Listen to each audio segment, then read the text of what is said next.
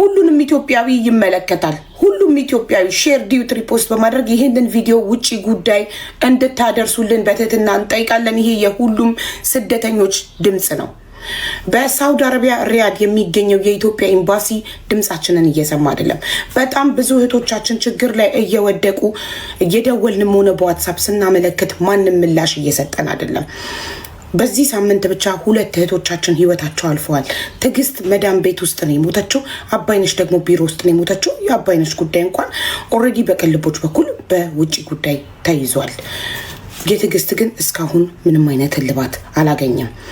ስለዚህ በጣም ብዙ እህቶቻችን በአሰሪዎቻቸው ጾታዊ ትንኮሳ እየደረሰባቸው እንዲሁም ኦልሬዲ አስገድዶ መድፈር እየደረሰባቸው በመዳቦቻቸው እየተደበደቡ በር እየተዘጋባቸው እኔ ኤምባሲ ሳመለክት መጥተው እኔ ጋር እባክሽ ኤምባሲ ስንደውል እያነሱልን አይደለም። የኤምባሲ ቁጥር ሰጣቸዋለሁ፣ ሲደውል አይነሳላቸውም። እኔም ስደውል አይነሳልኝም።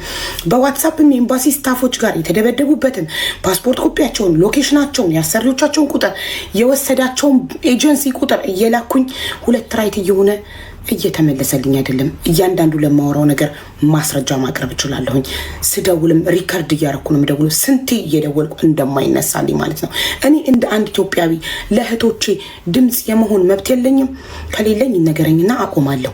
ምክንያቱም እነዚህ እህቶቻችን መጽሐፍ ማንበብ አይችሉም፣ አብዛኞቻቸው አልተማሩም። ስለዚህ ችግር ሲደርስባቸው እኛ ጋር ይመጣሉ እንድናመለክትላቸው። ከአንድም 2 ሴቶች በቅርብ ጊዜ ፖሊስ ጋር ደውዬ ነው መዲና የምትባል ልጅ አሰሪዋ አስገድዶ መድፈር ሲሞክርባት በሌሊት አልቅሳ ወንድሟ ጋር ደውላ ወንድሟ እኔ ጋር ላይቭ ላይ መጥቶ ነግሮኝ ቀጥታ ፖሊስ ጋር ደውዬ ነው ፖሊስ ነው ደርሶ ያወጣት ከዛ ቤት። ሃይማኖት የምትባል ልጅ መዳሟ 4 ቀን ያለ ምግብ በር ዘግታባት ቢሮ ጋር ደውዬ አሁኑኑ ፖሊስ ጋር ልደውል ነው ስላቸው ነው ቢሮ ሄደው ያወጧት ከዛ ቤት። እና ኤምባሲ ምን እየሰራ ነው? ሪያድ የሚገኘው የኢትዮጵያ ኤምባሲ ምን እየሰራ ነው? እባካችሁ ስልክ አንሱ ስንደውልላችሁ፣ እባካችሁ ወገን እያለቀ ነው።